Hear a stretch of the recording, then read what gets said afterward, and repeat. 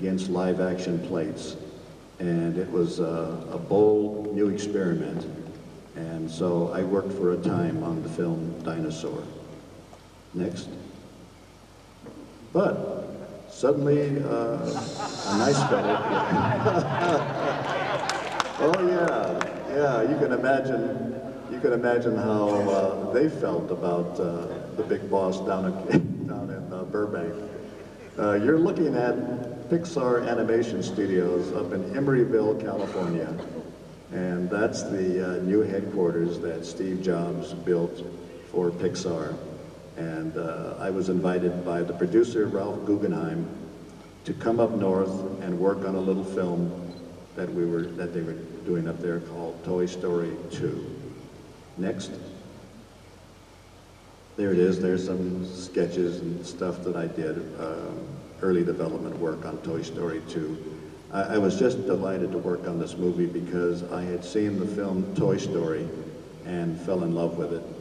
And I said, I just couldn't wait to work on this movie and to develop not just the wonderful characters that I had grown to know and love, but to help develop new characters that you had not seen before.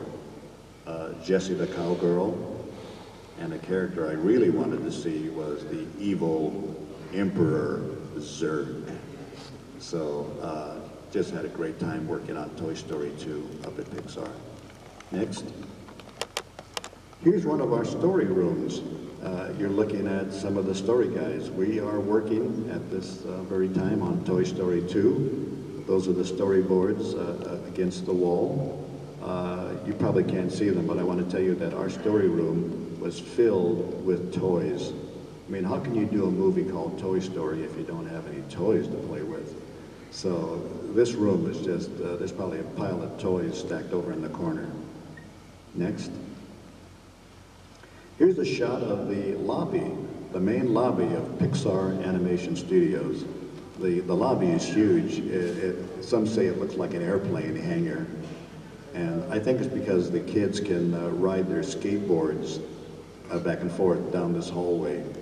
And it's just really a great new facility that Steve Jobs built for the Pixar crew. Next. There's a shot of myself and Ken Mitchroney, one of the story artists that I worked with on Toy Story 2. We've probably been working all day. It's a late night and we're trying to figure out what to do next. Next. Oh, Tigger. Here we go, it's Tigger. Tigger. Tigger, one of my favorites. After completing my work at Pixar on the film, I came down to Burbank and my boss, Peter Snyder, said, I want you to go across the street and help out on a little Winnie the Pooh movie. Well, I really wasn't all that interested in doing that. But once I got into the film and once I realized I was going to work with this wonderful character, Tigger, I really jumped into it and had a ball working on the Tigger movie. Next. Wow. Here's a film that I did some early development on. It was called Sweating Bullets. Unfortunately, this was a movie that was not made. Next. Here's some ideas that I played with. One of the things that I thought was really cool about Sweating Bullets was we were going to have dead cowboys. Ghosts. Dead cowboys, and those are some of my ideas for the dead guys who come out in the night and terrorize our heroes. Next. We were also going to move the story along by having these little bugs who would sing little songs. They were mariachis, and they were going to move the story along by singing songs telling what was going on, you know, in the plot. But, you know, cute stuff. Next. And once again, Slim, one of the dead cowboys in a creepy ghost house as he comes out in the night. All of this was just development work. A lot of the stuff you do, sometimes it gets used, sometimes it doesn't. In this case, it never got used, so, but that's the way it goes. Next. Well then, well, Monsters Incorporated. Got a call from Darla Anderson, who was the producer of this film, and she said, would you come back to Pixar and work with us on Monsters Incorporated? And I said, well, I'm going to have to ask Adrian, my wife Adrian, because I said, look, I've already been away for years working on Toy Story 2. If I tell my wife I'm leaving home again, she's going to divorce me. So, but I said I will ask her.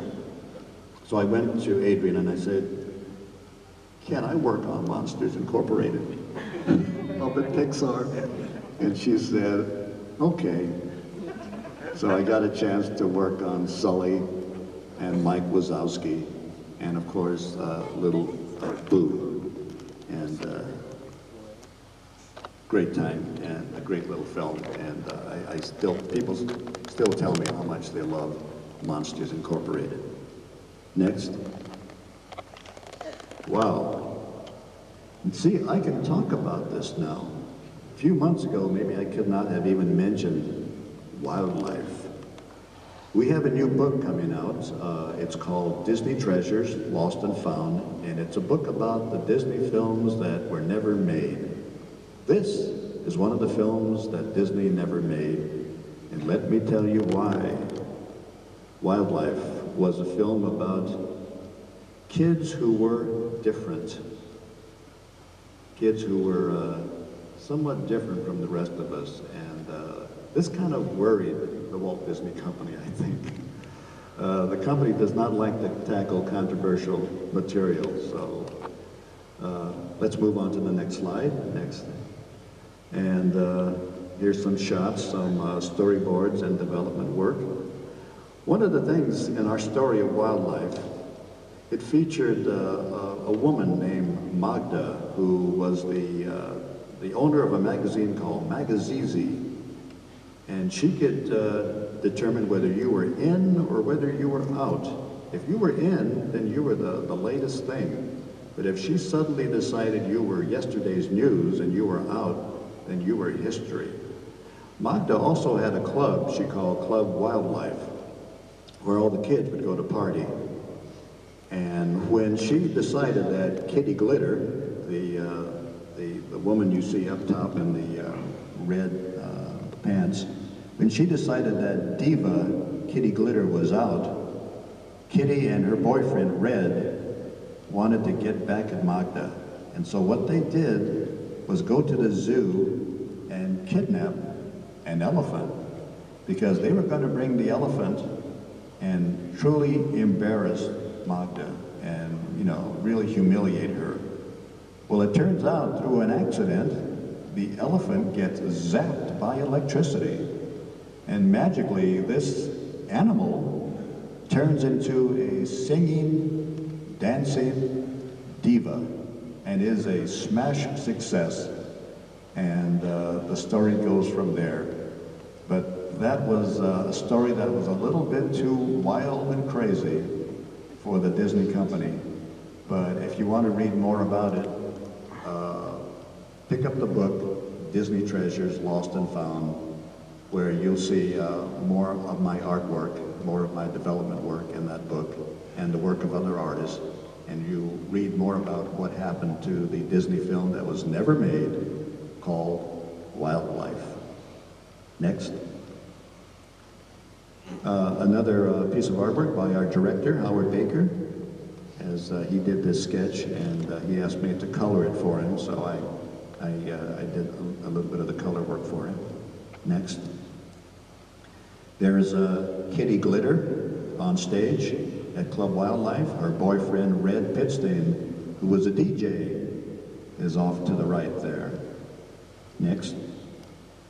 And here's some of our design concepts for the film. This was going to be a very different looking film. Also a CGI film. Disney was going to go kind of like head to head with Pixar and show that we could do CGI movies as well. And this was going to be our truly first innovative CGI movie.